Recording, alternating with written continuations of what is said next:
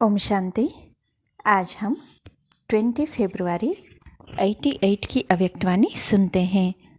आज की वाणी का सार है, तन मन की थकावट मिटाने का साधन, शक्तिशाली याद। अपने सच्चे आज्ञाकारी बच्चों को सेवा में सदा रिफ्रेश रहने की युक्तियाँ बताते हुए अव्यक्त बाप दादा बोले। आज परदेसी बाप अपने अनादि देशवासी और आदि देशवासी सेवा अर्थ सभी विदेशी ऐसे बच्चों से मिलने के लिए आए हैं। बाप दादा जानते हैं कि यही मेरे सिकिलते लाडले बच्चे हैं। अनादि देश परम धाम के निवासी है और साथ साथ सृष्टि के आदि के इस भारत भूमि में जब सत्युग स्वदेश था, अपना राज्य था जिसको अभी भारत कहते हैं, तो आदि में इसी भारत देशवासी थे। इसी भारत भूमि में ब्रह्मा बाप के साथ साथ राज्य किया है। अपने राज्य में सुख शांति संपन्न अनेक जन्म व्यतीत किए हैं। इसीलिए आदि देशवासी होने कारण भारत भूमि से दिल का स्नेह है। चाहे कितना भी अभी अंत में भारत गरीब व धूल मिट्टी वाला बन गया है, फिर भी अपना देश तो अपना ही होता है। तो आप सभी के आत्मा का अपना देश और शरीरधारी देवता जीवन का अपना देश कौन सा था? भारत ही था ना।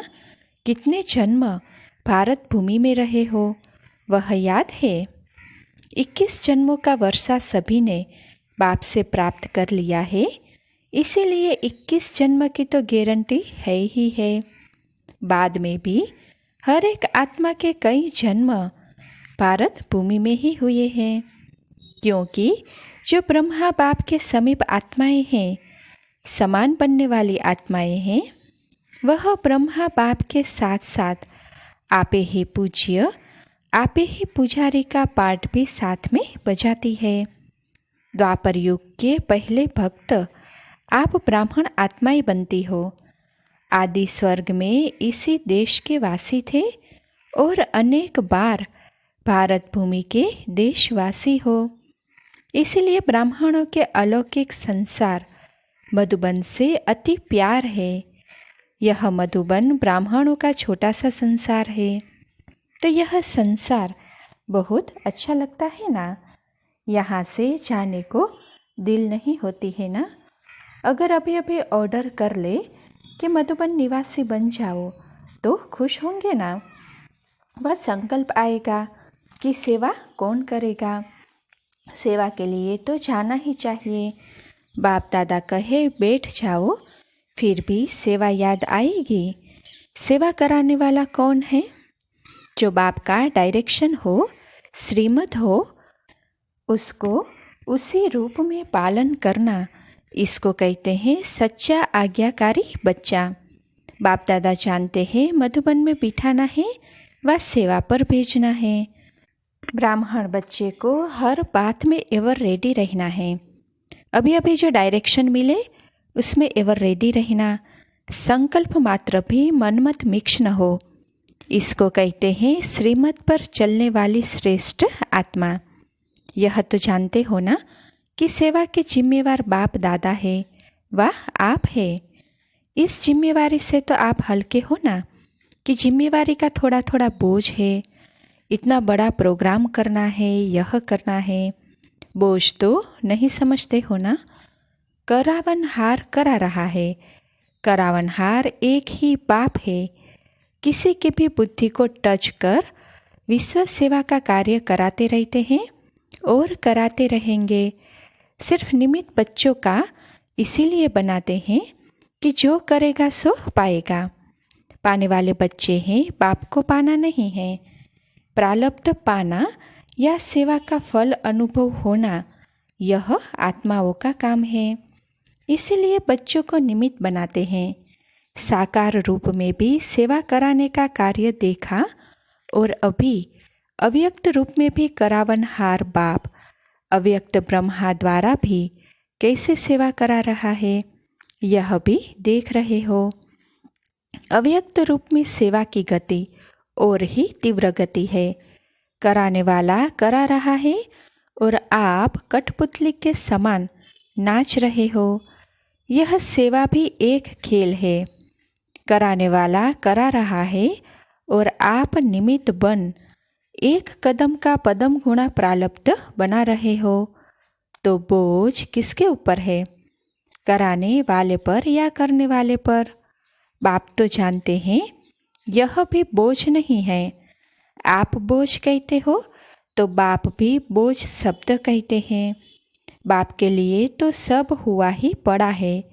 सिर्फ जैसे लकीर खींची जाती है, लकीर खींचना बड़ी बात लगती है क्या? तो ऐसे बाप दादा सेवा कराते हैं। सेवा भी इतनी सहज है जैसे एक लकीर खींचना। रिपीट कर रहे हैं, निमित्त खेल कर रहे हैं। जैसे माया का विघ्न खेल है तो सेवा भी मेहनत नहीं लगती, खेल है। ऐसे समझने से सेवा में सदा ही रिफ्रेशमेंट अनुभव करेंगे। जैसे कोई खेल किस लिए करते हैं? थकने के लिए नहीं, रिफ्रेश होने के लिए खेल करते हैं। चाहे कितना भी बड़ा कार्य हो, लेकिन ऐसा ही अनुभव करेंगे जैसे खेल करने से रिफ्रेश हो जाते हैं।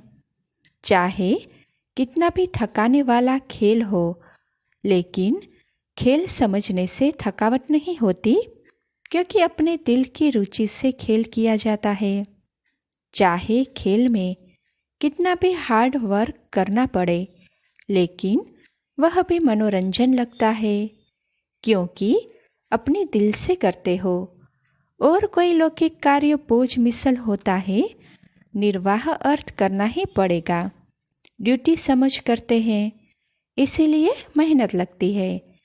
चाहे शारीरिक मेहनत का, चाहे बुद्धि की मेहनत का काम करते हैं, लेकिन ड्यूटी समझने से थकावट अनुभव करेंगे, क्योंकि वह दिल की खुशी से नहीं करते। जो अपने मन से, उमंग से, खुशी से कार्य किया जाता है, उसमें थकावट नहीं होती, बोझ अनुभव नहीं होता।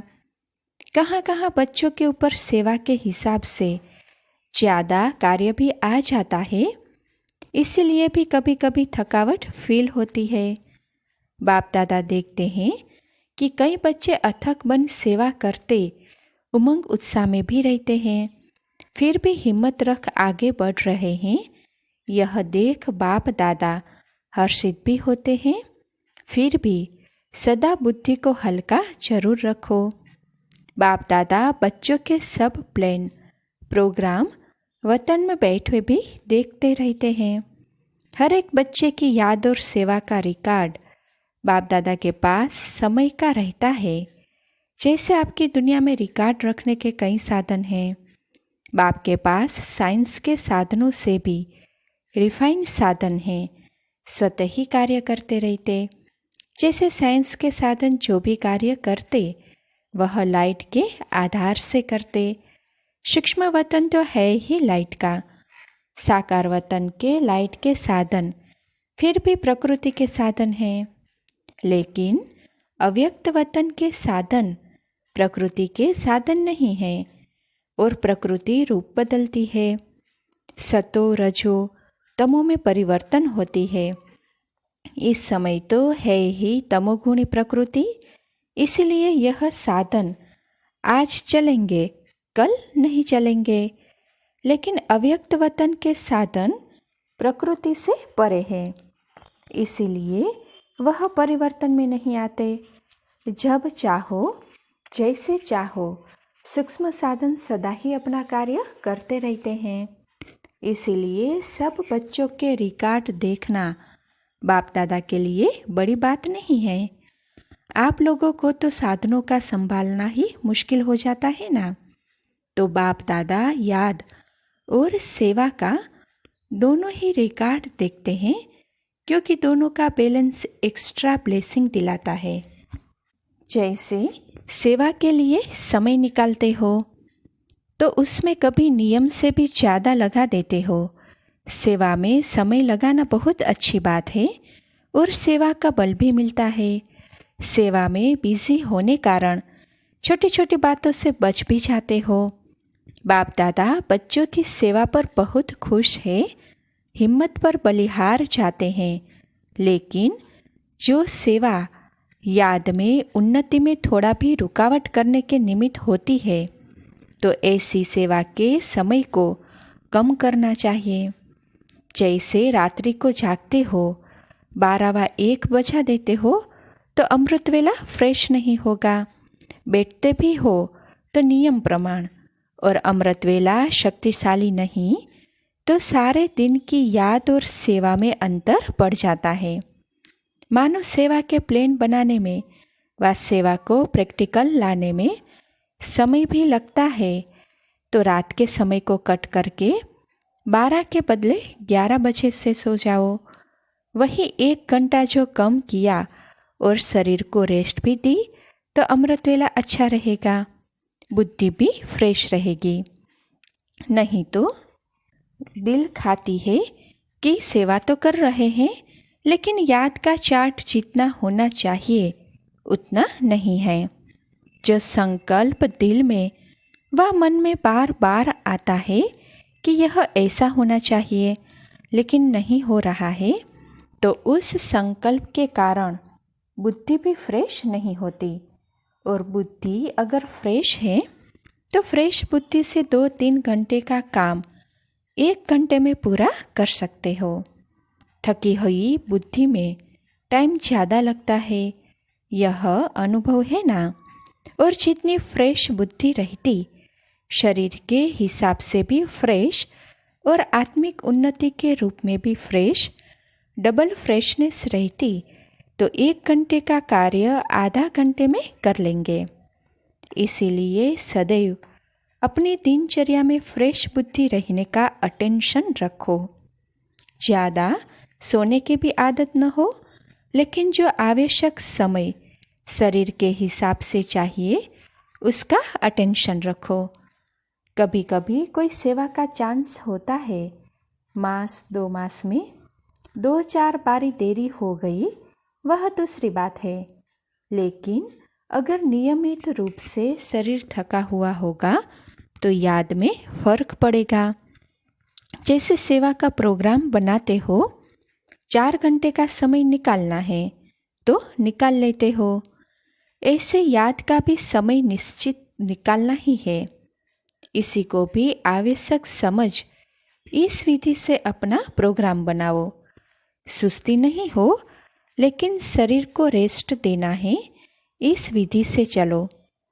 आता जा रहा है, आप समझते हो, अच्छा यह 1 वर्ष का कार्य पूरा हो जाएगा, फिर रेस्ट कर लेंगे, ठीक कर लेंगे, याद को फिर ज़्यादा बढ़ा लेंगे। लेकिन सेवा के कार्य को दिन प्रतिदिन नए से नए और बड़े से बड़े होने हैं, इसीलिए सदा बैलेंस रखो। अमृत वेले फ्रेश हो, फिर वही काम सारे दिन में समय प्रमाण करो, तो बाप की ब्लेसिंग भी एक्स्ट्रा मिलेगी और बुद्धि भी रिफ्रेश होने के कारण बहुत जल्दी और सफलतापूर्वक कार्य कर सकेगी। समझा? बाप दादा देख रहे हैं बच्चों में उमंग बहुत है, इसीलिए शरीर का भी नहीं सोचते, उमंग उत्साह से आगे बढ़ रहे हैं। आगे बढ़ना बाप दादा को अच्छा लगता है, फिर भी बैलेंस अवश्य चाहिए।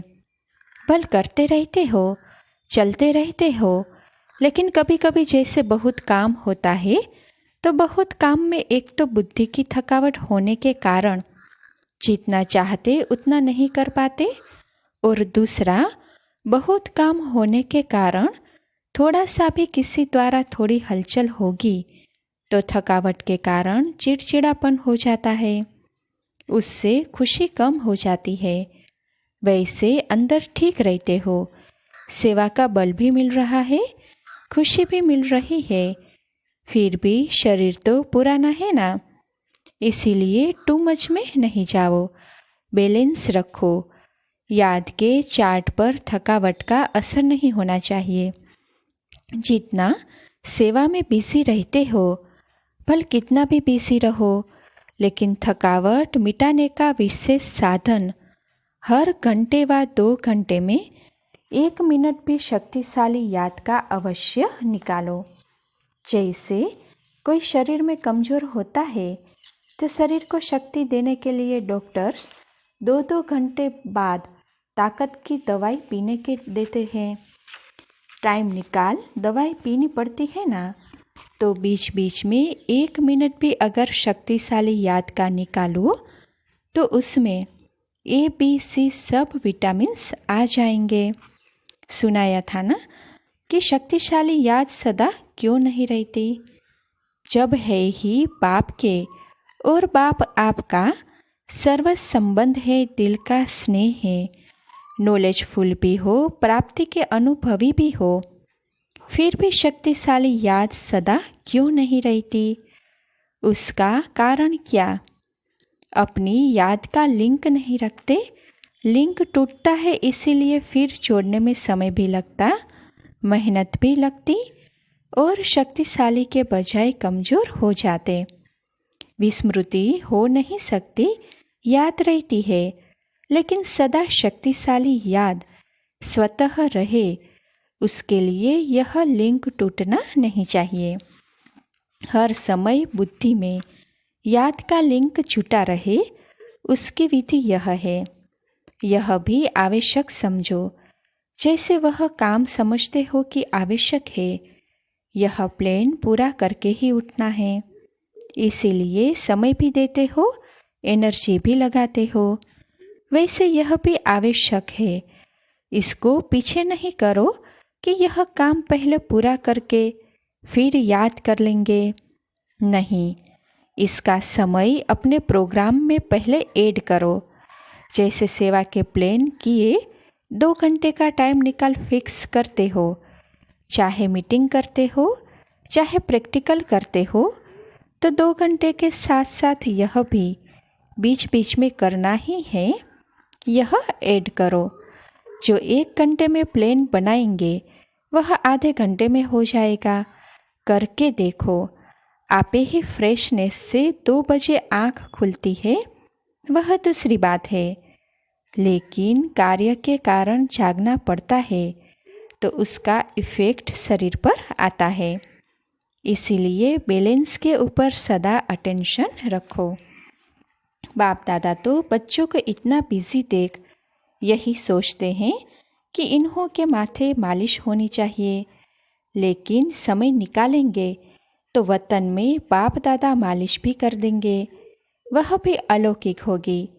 ऐसे लौकिक मालिश थोड़ी ही होगी।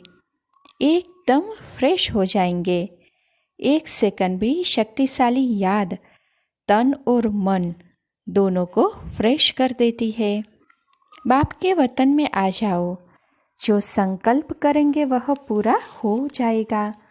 चाहे शरीर की थकावट हो, चाहे दिमाग की, चाहे स्थिति की थकावट हो, बाप तो आए ही है थकावट उतारने। आज डबल विदेशियों से पर्सनल रुरिहान कर रहे हैं। बहुत अच्छी सेवा की है और करते ही रहना है। सेवा बढ़ना यह ड्रामा अनुसार बना हुआ ही है। कितना भी आप सोचे अभी तो बहुत हो गया, लेकिन ड्रामा की भावी बनी हुई है।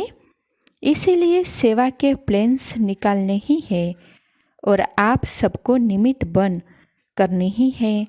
यह भावी कोई बदल नहीं सकते। बाप चाहे 1 वर्ष सेवा से रेस्ट दे देवे, नहीं बदल सकता। सेवा से फ्री हो बैठ सकेंगे। जैसे याद ब्राह्मण जीवन की खुराक है, ऐसे सेवा भी जीवन की खुराक है। बिना खुराक के कभी कोई रह सकता है क्या?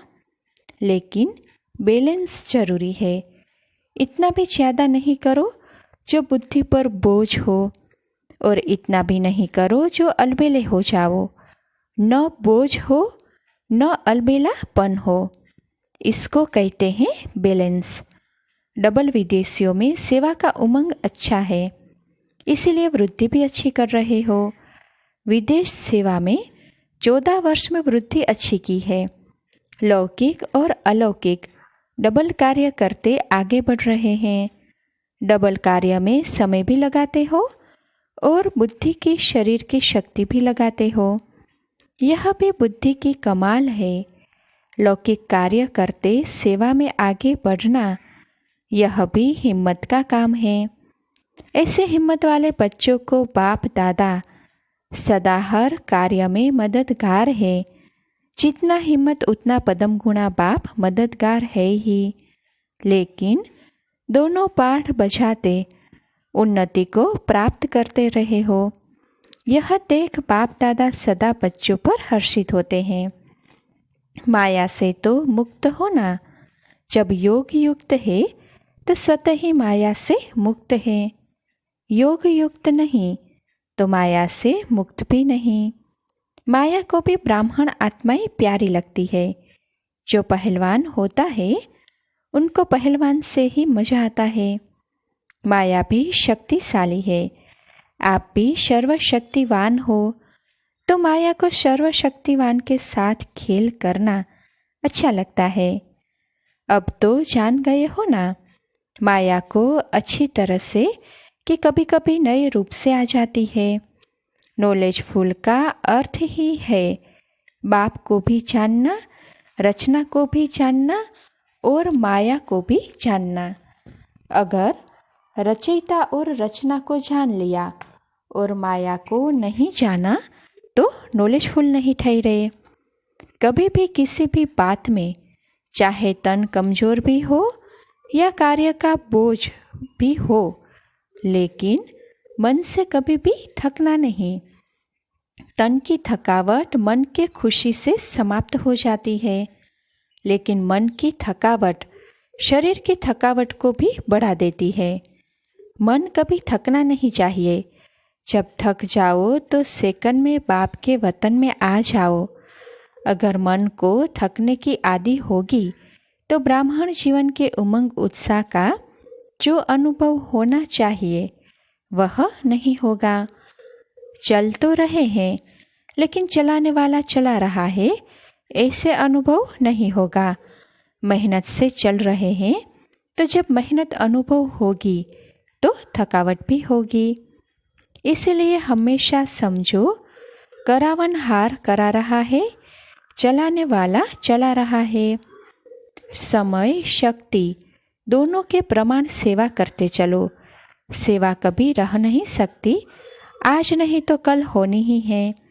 अगर सच्चे दिल से, दिल के स्नेह से जितनी सेवा कर सकते हो उतनी करते हो तो बाप दादा कभी उल्हाना नहीं देंगे कि इतना काम किया, इतना नहीं किया। शाबाश मिलेगी। समय प्रमाण, शक्ति प्रमाण सच्चे दिल से सेवा करते हो तो सच्चे दिल पर साहेब राजी है।